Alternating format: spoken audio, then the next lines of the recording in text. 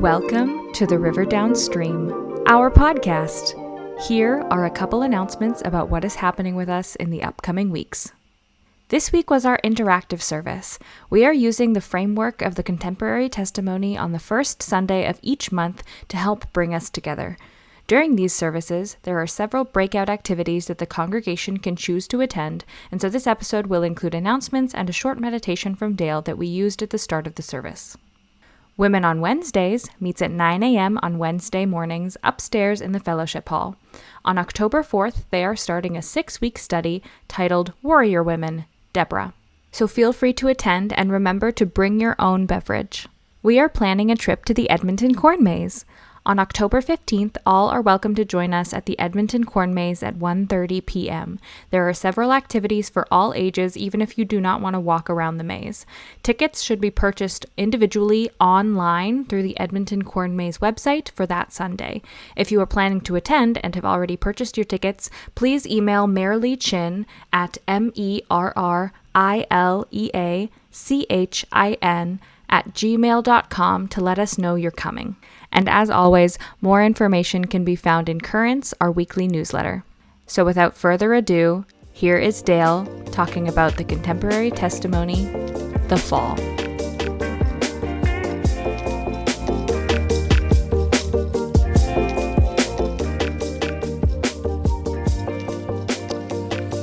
Well, hello, and welcome back to Our World Belongs to God. This is the contemporary testimony from our denomination that we are engaging with over the course of 10 months on the first Sunday of the month in what we call our interactive services. We have already seen and heard a few glimmers and murmurs of what today's topic is all about. So before we get into that, allow me to remind you about last month's topic, what we discovered on September 10. In the beginning, God. In the beginning, God created the world for himself to be in relationship with his creatures, his creation. God designed the world for us to live in harmony with him and with each other. All this handiwork, all this harmony to declare his glory. And having established this good order, he then gave the world to us, his prized creation, us, made in his image, creatures that we are. It is we that are to take care of the earth and each other. But all of that changed when Adam and Eve, in their freedom of choice, rebelled against God's design and wisdom, resulting in brokenness, selfishness, and a distortion of our relationship with God, a distortion of our relationship with one another and also with the world, which is the topic for today, the fall. So you have before you stanzas 1 to 13 to 17 is the fall section of the contemporary testimony. It was read out loud. You saw the text earlier. I'd like for us to read it yet again so that we could be quite well versed with what it is that we're talking about today. So the fall, stanzas 13 to 17. In the beginning of human history, our first parents walked with God. But rather than living by the Creator's word of life, they listened to the serpent's lie and fell into sin. In their rebellion, they tried to be like God. As sinners, Adam and Eve feared the nearness of God and hid. Fallen in that first sin, we prove each day that apart from grace, we are guilty sinners. We fail to thank God. We break God's laws. We ignore our tasks. Looking for life without God, we find death. Grasping for freedom outside of the law, we trap ourselves in Satan's snares. Pursuing pleasure, we lose the gift of joy. When humans deface God's image, the whole world suffers. We abuse the creation or idolize it.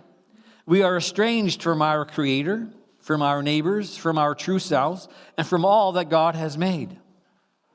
All spheres of life, family and friendship, work and worship, school and state, play and art, bear the wounds of our rebellion.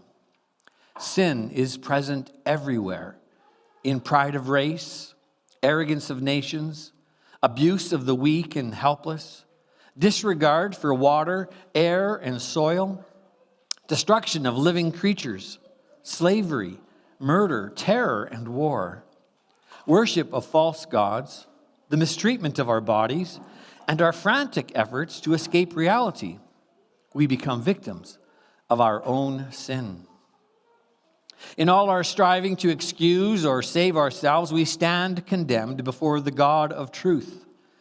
But our world, broken and scarred, still belongs to God, who holds it together and gives us hope. Thank you for following along and reading with me the fall section of the Contemporary Testimony. When Adam and Eve turned their back on God, wanting to be like God, they quickly began to fear God. Their fear was enough to cause them to play hide and never be found in the Garden of Eden. This broken, distorted relationship has far-reaching consequences, including suffering, pain, and separation from God. It also points to how the harmony of creation has been disrupted, leading to environmental degradation. Since that relationship is broken, stanza 14, we prove each day that apart from grace, we are guilty sinners. We fail to thank God. We break God's laws and ignore our tasks. Looking for life without God, we find death. Grasping for freedom outside of the law, we trap ourselves in Satan's snares. Pursuing pleasure, we lose the gift of joy.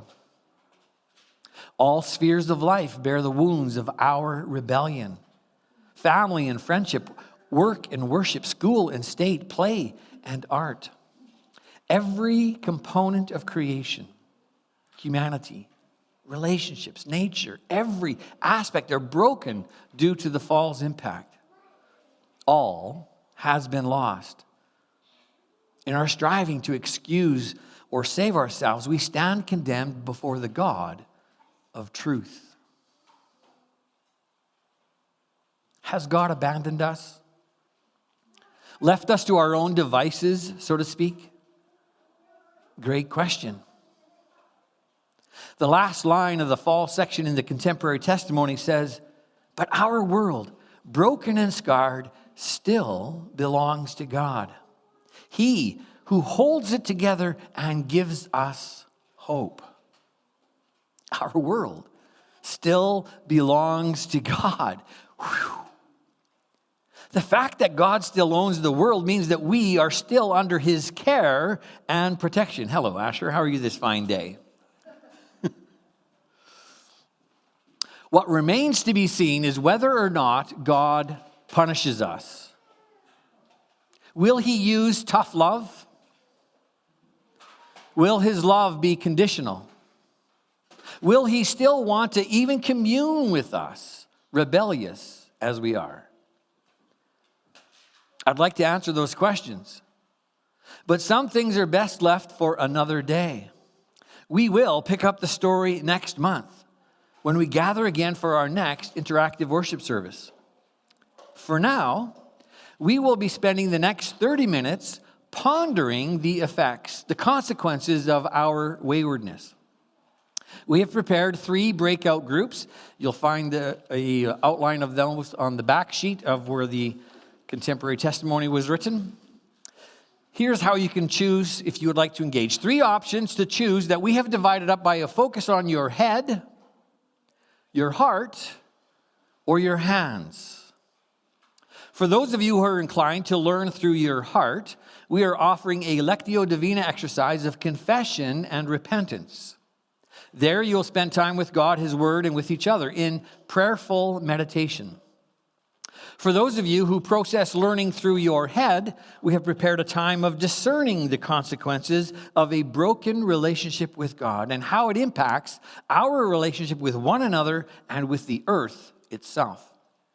And for those of you who like to learn through the use of your hands, we've prepared an art project where you can express the wounds of a broken relationship with God and with the world.